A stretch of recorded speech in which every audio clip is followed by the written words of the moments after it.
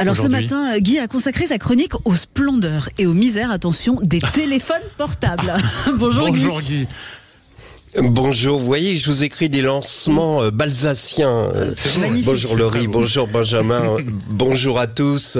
Si j'ai décidé effectivement de vous parler de la splendeur et de la misère des appels téléphoniques, c'est quand ce lundi matin, nombreux sont ceux qui attendent en tremblant des appels décisifs. Par exemple, ayons une pensée pour ceux qui attendent de savoir s'ils figurent sur les listes des candidats investis pour les élections.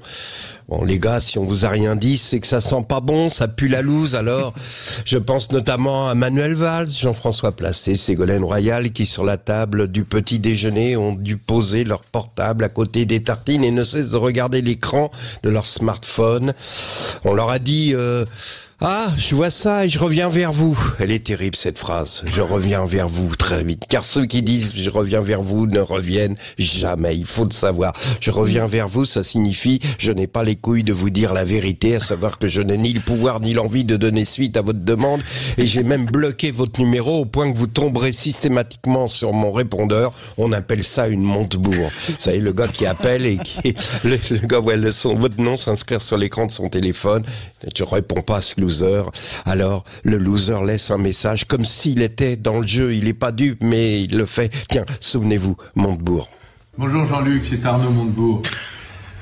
Parlons-nous dans la journée, ce serait vraiment utile. Amitié. J'ai oublié ça. Ouais, ce amitié à la fin est terrible. Il y en a tant ce matin qui attendent un appel où se joue leur avenir. Tiens, les étudiants en médecine qui ont passé le concours de fin d'études, donc après 5 ou 6 ans d'études, ils doivent recevoir aujourd'hui leur classement. C'est-à-dire qu'ils sauront s'ils ont une note suffisante pour choisir leur hôpital et leur spécialité, ou s'ils devront se contenter, vu la faiblesse de leur note, de ce qui reste et qui n'a pas été choisi par ceux qui sont classés devant eux, évidemment. Donc ce qui reste généralement, c'est médecine du travail. 7 années d'études pour passer une vie dans un camion de couleur crème qui va d'entreprise en usine où des personnels rechignent à aller passer la visite parce qu'ils ont toujours une bonne raison, genre le pot de départ de Michel de la Compta.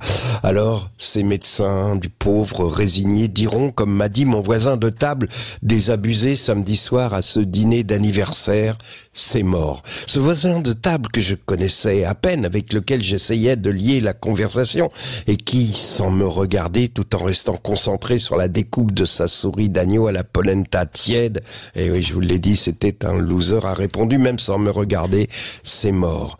Je n'ai pas osé lui demander ce qui était mort, mais j'imagine que le type a craqué, lassé de guerre, de pandémie, du cirque politique. Il ne croit plus à rien, aussi bien sur le plan collectif que sur le plan individuel. C'est mort. Je ne sais pas pourquoi cette phrase de mon voisin de table à cette soirée d'anniversaire m'est revenue à l'esprit en regardant hier le match Danemark-Slovaquie et en voyant le joueur Eriksen. Souvenez-vous, en juin 21, il s'effondrait sur la pelouse lors de Danemark-Finlande, victime d'un arrêt cardiaque. Sur le coup, je me souviens avoir pensé, c'est mort.